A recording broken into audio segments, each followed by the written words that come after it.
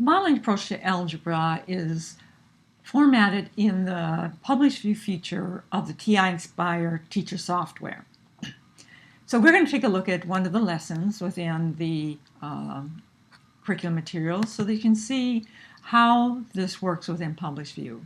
So looking at Unit 1, which is relationships between quantities and reasoning with equations, there's a little discussion there, and I can enlarge this so it's a little bit larger view to project in front of the screen. But in the middle here we can see the modeling cycle, which is the basis of much of what the problem's solution should be done.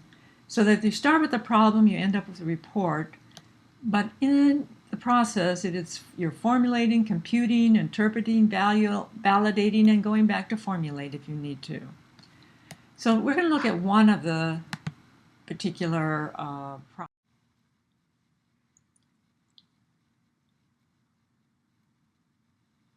We're going to look at the toothpick problem.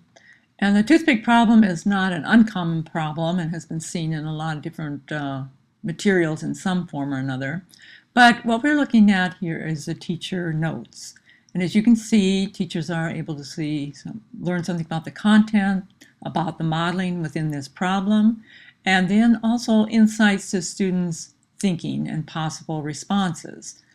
And then at the bottom, you can see that there is a link.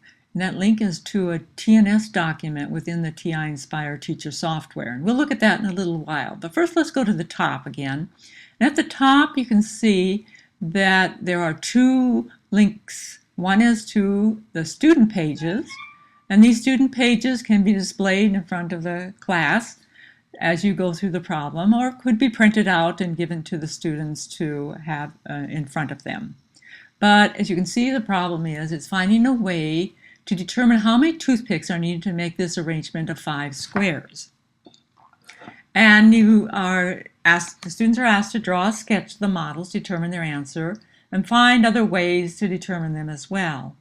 And as you scroll on down, there are some other questions asking them to do it for 16 squares, and then also to look at hexagons in the same manner. So it continues on to challenge the students a little bit more. The second link is actually to the annotated student pages. And these annotated student pages have the student pages within them.